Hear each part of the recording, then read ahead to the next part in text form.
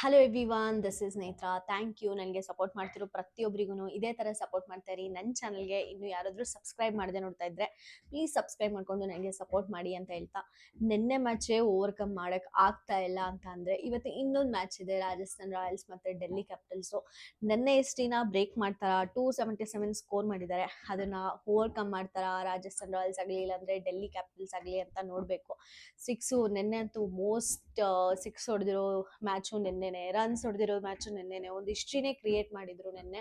So ಇವತ್ತು ಆ pressure Rajasthan Royals ಮತ್ತೆ ಡೆಲ್ಲಿ ಕ್ಯಾಪಿಟಲ್ಸ್ ಮಧ್ಯೆ ಇರುತ್ತೆ ಅಂತ ಹೇಳ್ಬೋದು.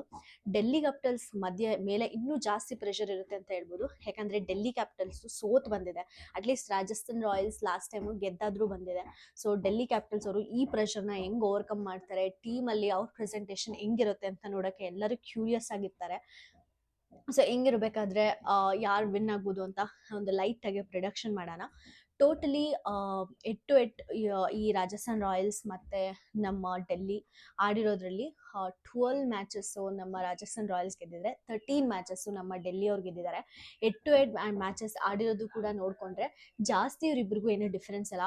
ಅಟ್ಲೀಸ್ಟ್ ಎಟ್ ಟು ಎಟ್ ಮಾಡಿರೋದನ್ನ ನೋಡಿಬಿಟ್ಟು ಒಂದು ಸ್ವಲ್ಪ ಡಿಸಿಷನ್ ತೊಗೊಳ್ಳೋಣ ಅಂದರೆ ಯಾರು ಸ್ಟ್ರಾಂಗ್ ಇರ್ಬೋದು, ಯಾರು ವೀಕ್ ಇರ್ಬೋದು ಅಂತ ಹೇಳೋಕ್ಕಾಗಲ್ಲ. ಯಾಕಂದರೆ ಆವ್ರೇಜ್ ತೊಗೊಂಡ್ರೆ ಆಲ್ಮೋಸ್ಟ್ ಇಬ್ಬರು ಕೂಡ ಸೇಮ್ ಇದ್ದಾರೆ. ಆವ್ರೇಜ್ ಹಂಗೆ ನೋಡಿದ್ರು ಗೊತ್ತಾಗುತ್ತೆ ಅವರಿಬ್ರು ಸೇಮೇ ಇದ್ದಾರೆ ಅಂತ.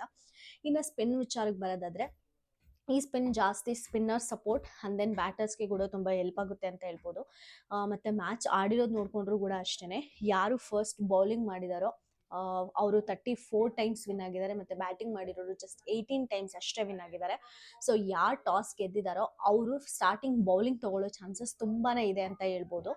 ಇನ್ನು ಪ್ಲೇಯರ್ಸ್ ವಿಷಯಕ್ಕೆ ಬರೋದಾದ್ರೆ, ರಾಜಸ್ಥಾನ್ ರಾಯಲ್ಸ್ ಅಲ್ಲಿ ಯಾವ ಥರ ಪ್ಲೇಯರ್ಸ್ ಇದ್ದಾರೆ ಮತ್ತು ಡೆಲ್ಲಿ ಕ್ಯಾಪಿಟಲ್ಸ್ ಅಲ್ಲಿ ಯಾವ ಥರ ಪ್ಲೇಯರ್ಸ್ ಇದ್ದಾರೆ, ಯಾರು ಸ್ಟ್ರಾಂಗ್ ಇದ್ದಾರೆ, ಡೆಲ್ಲಿ ಕ್ಯಾಪಿಟಲ್ಸ್ ಸ್ಟ್ರಾಂಗ್ ಇದ್ದಾರಾ ಇಲ್ಲಾಂದರೆ ರಾಜಸ್ಥಾನ್ ರಾಯಲ್ಸ್ ಸ್ಟ್ರಾಂಗ್ ಇದ್ದಾರಾ ಅಂತ ಡಿಸ್ಕಸ್ ಮಾಡೋಕೆ ಹೋದರೆ, ಫಸ್ಟ್ ರಾಜಸ್ಥಾನ್ ಪ್ಲೇಯರ್ಸ್ನ ನೋಡೋದಾದರೆ ಫಸ್ಟು ಜೈಸ್ವಾಲ್ ಮತ್ತು ನಮ್ಮ ಬಟ್ಲರ್.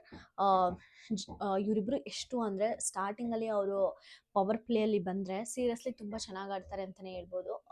ಇವರಿಬ್ರಿಗೂ ಎಷ್ಟು ಕೇಪಬಿಲಿಟಿ ಇದೆಯಾ ಅಂದರೆ, ಜೈಸ್ವಾಲ್ ಮತ್ತು ನಮ್ಮ ಬಟ್ಲರ್ ಅವರಿಗೆ ಜಸ್ಟ್ ಪವರ್ ಪ್ಲೇ ಅಲ್ಲ, ಅದನ್ನು ಮತ್ತೆ ರೀಟೈನ್ ಮಾಡಿಕೊಂಡು ಮಿಡ್ ಓವರ್ಸ್ವರೆಗೂ ಹೋಗೋ ಕೇಪಬಿಲಿಟಿ ಜೈಸ್ವಾಲ್ ಮತ್ತು ಬಟ್ಲರ್ಸ್ ಅವ್ರಿಗಿದೆ. ಒಂದು ಕಾಮನ್ ಕಂಪೋಸ್ಡ್ ಆಗಿ ಆಪೋಸಿಟ್ ಪರ್ಸನ್ ಯಾರು ಬೌಲ್ ಮಾಡಿರ್ತಾರೋ ಅವ್ರನ್ನ ಚೆನ್ನಾಗಿ ಅರ್ಥ ಮಾಡಿಕೊಂಡು ಒಂದು ಡೆಲಿವರ್ ಮಾಡೋ ಕೇಪಬಿಲಿಟಿ ನಮ್ಮ ಜೈಸ್ವಾಲ್ ಮತ್ತು ಬಟ್ಲರ್ ಅವರಿಗಿದೆ. ನೋಡಬೇಕು ಇವ್ರನ್ನೇ ಫಸ್ಟ್ ಟು ಕಾಂಬಿನೇಷನ್ ಆಗಿ ಕಳಿಸ್ತಾರಾ ಅಂತ. ಇನ್ನು ನೆಕ್ಸ್ಟ್ ಆದರೆ ನಮ್ಮ ಸಂಜು ಸ್ಯಾಮ್ಸಂಗ್ ಅವರಿದ್ದಾರೆ ಮತ್ತು ಪರಾಗ್ ಅವರಿದ್ದಾರೆ. ಇವರಂತೂ ಅಟ್ಯಾಕರ್ಸ್ ಅಂತಲೇ ಹೇಳ್ಬೋದು, ಸೀರಿಯಸ್ಲಿ ಸಕ್ಕದಾಗಿ ಆಡ್ತಾರೆ. ಒಂದು ರನ್ನಿಂಗ್ ಫ್ಯೂ ಬ್ಯಾಟ್ಸ್ಮನ್ಸ್ ಇರ್ತಾರೆ, ಅವರು ರನ್ನಿಂಗಲ್ಲಿ ಸ್ಟ್ರಾಂಗ್ ಆಗಿರ್ತಾರೆ. ಇನ್ನೊಬ್ರು ಬ್ಯಾಟಿಂಗ್ ಅಂದರೆ 6 4 ಎಲ್ಲ ತುಂಬ ವಿಕೆಟ್ಸ್ ಉಳಿಸ್ಕೊಂಡು ಬೌಂಡ್ರಿ ಕವರ್ಸ್ ಮಾಡೋದ್ರಲ್ಲಿ ಸ್ಟ್ರಾಂಗ್ ಆಗಿರ್ತಾರೆ. ಬಟ್ ಇವರು ಸ್ಯಾಮ್ಸಂಗ್ ಮತ್ತು ಪರಾಗ್ ಅವ್ರು ಹೆಂಗಂದರೆ ಫುಲ್ ಹೆಂಗಂದ್ರೆ ಅಟ್ಯಾಕಿಂಗ್ ಮೂಡಲ್ಲಿ ಇರ್ತಾರೆ, ಮತ್ತು ರನ್ನಿಂಗು ಹಂಗೆ ಮಾಡ್ತಾರೆ, ಮತ್ತು ಬ್ಯಾಟಿಂಗ್ ಕೂಡ ಅಷ್ಟೇ ಚೆನ್ನಾಗಿ ಮಾಡ್ತಾರೆ. ಈ 4 ಪ್ಲೇಯರ್ಸ್ ಯಾರಿದ್ದಾರೋ ಜೈಸ್ವಾಲ್, ಬಟ್ಲರ್ ಮತ್ತು ನಮ್ಮ ಸ್ಯಾಮ್ಸಂಗ್ ಮತ್ತು ನಮ್ಮ ಪರಾಗ್ ಅವ್ರು ತಿಂದಾಗ್ತಾರೆ ಅಂತಲೇ ಹೇಳ್ಬೋದು. ಈ 4 ಮೆಂಬರ್ಸ್ ಸ್ಟಾರ್ಟಿಂಗಲ್ಲೇ ಆಡಿದ್ರೆ ಮೆಜಾರಿಟಿ ಆಫ್ ದ ಸ್ಕೋರ್ ಆಗೋಗ್ಬಿಡುತ್ತೆ, ಇದರಲ್ಲಿ ಡೌಟೇ ಇಲ್ಲ.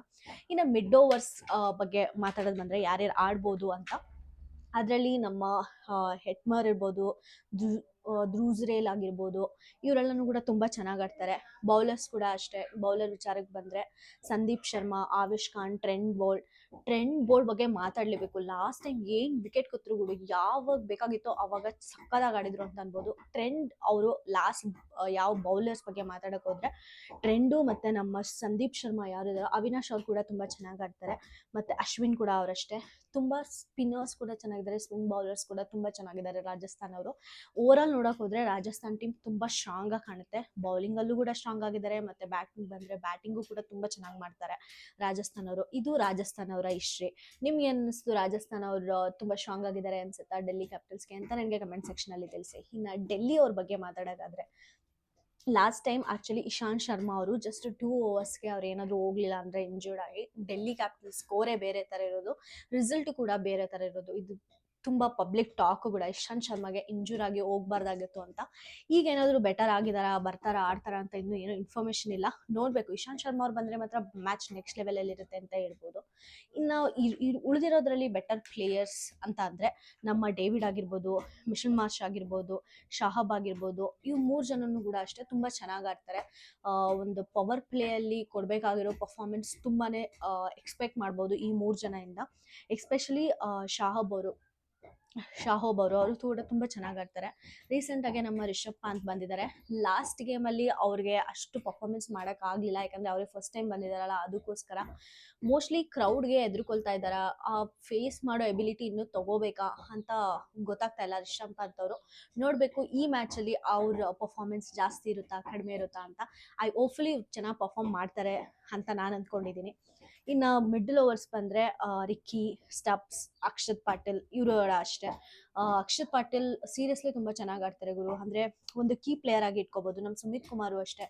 ಸುಮಿತ್ ಕುಮಾರ್ ಒಂದು ಕೀ ಪ್ಲೇಯರ್ ಅಂತ ಹೇಳ್ಬೋದು. ಒಂದು ಮೇನ್ ಇಂಪಾರ್ಟೆಂಟ್ ಪ್ಲೇಯರ್, ಒಂದು ವಿನ್ನಿಂಗ್ ಮೂಮೆಂಟ್ನ ತಂದ್ಕೊಡೋಕ್ಕೆ ಅಂದರೆ ಹೇಳಿದ್ರೆ ತಪ್ಪಾಗಲ್ಲ. ಸುಮಿತ್, ಡೇವಿಡ್, ಮಿಚೆಲ್ ಮಾರ್ಷಲ್, ಶಾಹೋಬ್ ಇವರೆಲ್ಲರೂ.